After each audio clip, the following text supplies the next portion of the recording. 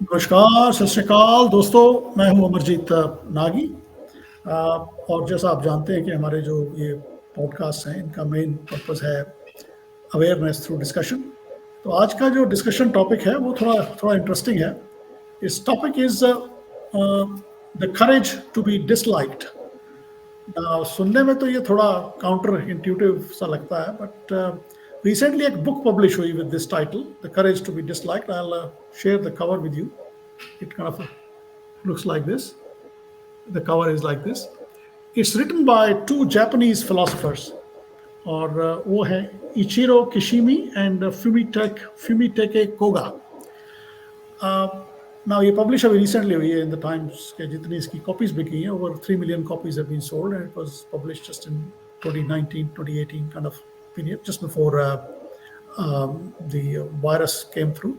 The COVID virus came through, so it's published just recently. Yeah, COVID came through, so it's recently published, but it's been very popular and been sold worldwide. So उसको पढ़ा मैंने और कहा भी इसके बारे में थोड़ा डिस्कस करना चाहिए। तो टॉपिक काफी कैची था इसका, courage to be disliked. The book is essentially addressed to the younger audience. Younger audience में जो अपने late teenage में है या early 20s में है, they are trying to establish themselves, put themselves out, be known, looking at career choices, looking for partners, और उनमें जो इनसिक्योरिटीज हैं उसके बारे में ये एसेंशली एड्रेस करती है ये बुक। और ये एक डायलॉग की फॉर्म में है। Youngster is asking questions about his life, about his fears, about his insecurities to this philosophers, and he is trying to make him understand that ये जो आप अपनी इनसिक्योरिटीज का कवर लेके and you are blaming others के यार देखो मेरे साथ ऐसा नहीं हुआ इसलिए मैं ये नहीं कर पा रहा, बचपन में मेरे साथ कुछ चाइल्डहुड ट्रॉमा था, या मेरे को एजुकेशन ये नहीं मिली, इस तरह की जो ब्लेम शिफ्ट आप कर रहे हैं इस टाइम में, ये essentially is lack of courage है आप में।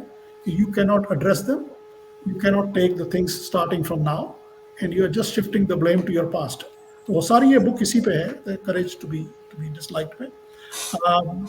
वैसे तो ये यंगर ऑडियंस के लिए है, but I am sure it's applicable to the adults as well, because अगर इस तरह के इशू यंगर एज में एड्रेस नहीं किए गए तो later on they come and still haunt you, और वो आपकी हैबिट का हिस्सा बन जाते हैं विदाउट इवन रियलाइजिंग इट। तो इसी बारे में डिस्कस करेंगे थोड़ा आज अवनीश भारत जी आज जी हमारे साथ हैं। अवनीश जी, क्या हाल चाल है आपके? वेरी वेल, थैंक यू अमर। तो साहब, टॉपिक को तो मैंने काफ़ी डिस्क्राइब कर ही दिया है, और बुक आपने भी पढ़ी है, the courage to be disliked, और ये दो जापानीज फिलोसोफर्स ने लिखी है। क्या कहना चाहेंगे आपके बारे में? What's your take on this? Amar, thank you for introducing this book. Actually जब पढ़ी तो बड़ी इंटरेस्टिंग लगी, और my take on this book is although it is written for the Japanese young audience, सबके ऊपर हमारे ऊपर एप्लीकेबल होती है। और इसमें basically what I got was जैसे करेज टू बी डिसलाइक्ड। मैं I just want to make it clear कि वो ये नहीं कह रहे हैं कि आपको जानबूझ के जाके सबको डिसलाइक करना ही है अपने आप को। It is when not taking पंगास with others. Absolutely, ये नहीं है कि हम हर जगह के अरे भाई मैं तो हर जगह मेरे को तो डिसलाइक होना ही होना है, ऐसा करना है। तो it is against the essence of this, the spirit of this book is not कि हमारे को डिसलाइक होना है, but if it comes to that, when you need to, it comes in the way of your productivity or creativity or innovation or greater good, तो उस time पे हमें hesitate नहीं होना चाहिए अगर हमारे को उसमें डिसलाइक है, because lot of times like होने के लिए भी अच्छे काम हो सकते हैं अगर सर्टेन सिचुएशंस। तो दिस अगेन जो हम जैसे बात करते हैं, तो एक कंट्रास्टिंग स्टेटमेंट यूज करके we can clarify. By contrasting I mean कि इसका मतलब है कि you have, in case you have to be dislike, तो उसके बारे में अपने आप फियर नहीं होना चाहिए, एक अंदर डर नहीं होना चाहिए मेरे को कि मैं ऐसे, पर एट द सेम टाइम ये भी ना करें कि आप ऐसे एक्शन करते रहें कि हमेशा आप डिसलाइक ही होते रहे, ये इसका वो नहीं है। So we should clarify what it is. Secondly, very very good book, और इसमें they have used western philosophy की दो टर्म्स हैं, etiology and teleology. So they are trying to get to this point, अपने पॉइंट को clear करने के लिए कि हमें जो बिहेवियर है या जो नेचर है उसको दो तरह से कर रहे हैं. एक तो एटियोलॉजी, जो what is the cause behind it, वो उनकी अप्रोच है. दूसरी टर्म वो यूज करते हैं टियोलॉजी, उसमें है कि व्हाट इज द पर्पस और द गोल. तो जैसे हमारे को स्पिरिचुअलिटी में भी होता है कि what is the purpose of life, what is the purpose of this nature, और उसमें बड़ा मुश्किल हो जाता है कि यार पता नहीं क्या पर्पस है, हर किसी का अपने अपने अलग अलग पर्पस होते हैं. और पर उसका कॉज क्या है, उसके पीछे जो हमारा जो बिहेवियर है, या उसके अच्छे रिजल्ट आ रहे हैं या बुरे रिजल्ट आ रहे हैं, उसका जो बिहेवियर है उसको इन्होंने कैसे अप्रोच किया है. So in summary basically I think it is a great book to read. It हमारी जो यंगर जनरेशन है, उस जो हमारे जो शास्त्रों में भी ऐसा ही लिखा हुआ है, we can come to that in the discussion. But for the younger generation, this terminology, the language used in this book is easier to understand than go to Bhagavad Gita or Gautam Buddha or Guru Granth Sahib. उनमें भी message very similar है, पर उनको उनकी language और उनका expression is slightly different. तो इसकी terminology for the younger generation is much easier to understand. They can relate to it much better. Over to you. Yeah, no, thanks. Thanks, Avnish, for this initial comment.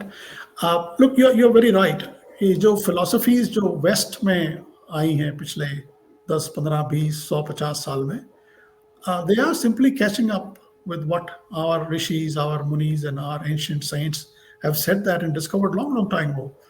अब कुछ तो उसमें कुछ development नहीं हुई हमारी after a period of time, जबकि we were conquered by the other people, and हमारा जो अपना एजुकेशन सिस्टम था उसको रिफ्रेश नहीं हुआ, वो उतना उसमें डेवलपमेंट जितनी होनी चाहिए थी वो नहीं हुई, and it became a bit static. That's number one. तो when we go back to our own way of saying things, लोग कहते हैं यार तुम क्या मतलब बेकार की इतनी पुरानी बातें कर रहे हो, things have moved on. Yes, things have moved on because we were not allowed to move on. इसलिए हमें लगता है कि भैया लोग दूसरी मूव ऑन कर गए. I think it's incumbent upon us to go back to our own scriptures, our own granths our own books, उनको पढ़ें, उनको समझें. तो आप देखेंगे कि वेस्टर्न फिलोसोफर्स जो हैं, they are catching up with us actually in many ways. सिर्फ यही होता है कि उनकी जो द वे, जिस फ्रेमवर्क में वो लिखते हैं, जिस लैंग्वेज में वो लिखते हैं, that is more appealing to the youngsters, because सारी एजुकेशन भी उनकी उसी फ्रेमवर्क में हुई होती है, उसी में हुआ. हाँ, उसी होती है. That's why that language appeals, which is okay. So it's a matter of, I think, हमें जो अपने विचार हैं, जो हमारी अपनी फिलोसफीज हैं, उनको भी रीपैराफ्रेज करके प्रेजेंट करना चाहिए मेरे ख्याल से, जो कि यंगर जनरेशन को अपील करे. Coming back to this, I think what he is trying to say, courage to be disliked जो है, इसके दो एस्पेक्ट हैं. एक तो आपका पर्सनल इंटरनल है और एक एक्सटर्नल, जो कि आपने कहा पहले. एक्सटर्नल से मतलब ये है कि you don't have to go out necessarily to be disliked. ये नहीं कि किसी की चोरी करनी शुरू कर दो, किसी का झगड़ा बोलना शुरू कर दो जबरदस्ती, मतलब फाउल लैंग्वेज यूज कर रहे हैं, फाउल लैंग्वेज यूज कर रहे हो किसी के साथ, कह रहे हैं I don't care, I have to be disliked. और अगर आपको कंटिन्यूअसली डिसलाइकिंग हो रहा है, that's actually a good reason to reflect on yourself कि why I am being disliked. If there is a pattern, तो इस तरह से पैटर्न कमिंग कि भाई मुझे लोग परमानेंटली मुझे डिसलाइक ही करते हैं, काफी ज्यादा लोग मुझे, क्योंकि ये काफी लोगों को शिकायत होती है कि यार लोग मुझे पसंद नहीं करते, लोग ही सारे ऐसे हैं. लोग जनरली कभी ऐसे होते नहीं है. तो अगर आपको कोई है ना, कई बार होता है आपको डिसलाइक लोग करते हैं out of sense of competition, out of rivalry, out of jealousy, out of all this, तो आपको थोड़ा सा उसमें विवेक, थोड़ा सा विजडम का इस्तेमाल करके तो डिसर्न दैट. अगर उससे हो रहा है तो दैट्स फाइन. अगर आपको किसी जेलसी या किसी सेंस ऑफ राइवलरी या कंपटीशन की वजह से डिसलाइक कर रहे हैं, दैट्स फेयर इनफ. उसमें तो कोई परेशानी नहीं होनी चाहिए. लेकिन अगर आपको कंटिन्यूसली लोग डिसलाइक कर रहे हैं, तो I think that's a cause for you to have a self reflection. That's number one. Number two, ये जो generally courage to be disliked है, ये इंटरनल है और इंटरनल मैटर्स के लिए है. और इंटरनल मैटर्स के लिए I think the whole idea is the courage to be dislike concept is rooted in the fact that we should have a very deep understanding of ourself, our inner strengths, our weaknesses, and our need for personal freedom for example. हाँ, और इसको express करते हुए अगर आपको लोग dislike करते हैं, there's no issue to that. You have the courage to be disliked if people dislike you because of your convictions, or well thought through convictions because of your opinions, or well thought through opinions. अगर आपको लोग dislike करते हैं, you should be able to have the courage to stand alone, and you should have the courage to speak up. You should have the courage to say the right thing, and you should have the courage to need to stand up where you need to be standing up, whether it is social situation or personal situation.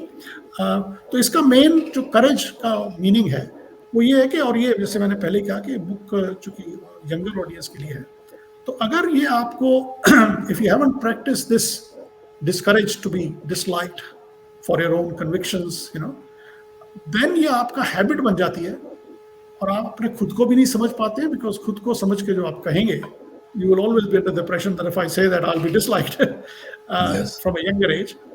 तो आपकी अपने बारे में जो perception बनती है और जो आपकी एस्पिरेशंस बनती है, उसमें काफी ज्यादा गैप रह जाता है। आपको अपनी स्ट्रेंथ्स, अपनी वीकनेसेस, अपनी कैपेबिलिटीज का पूरा अवेयरनेस नहीं है, और एस्पिरेशंस आपकी लोगों को देख के आसपास में ये हो रहा है वो हो रहा है ऐसे देख के एस्पिरेशन बन जाती है। उसमें जब मिसमैच है वो आपको फ्रस्ट्रेशन देगा, क्योंकि वो पूरी तो होगी नहीं आपसे।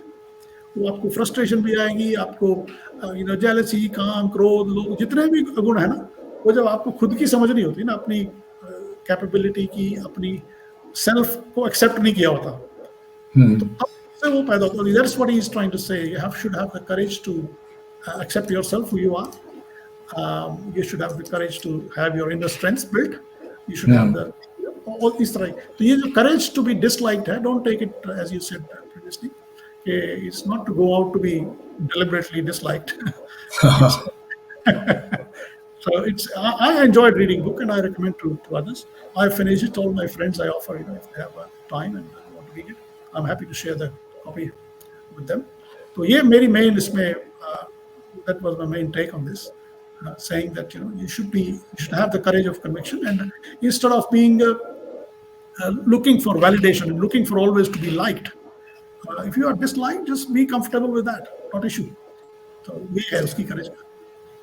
I can say this that जो भगवत गीता है उसमें उसका भी अगर आज वो लिखी जाती तो उसका भी title courage to be disliked हो सकता था, बिकॉज राइट जो अर्जुन विषाद जो है, जो अर्जुन में ही लॉस, उसको वो कहता मेरे को अपने परिवार के साथ, मेरे दोस्तों के साथ, मेरे समाज के साथ ही just lost that courage to be disliked.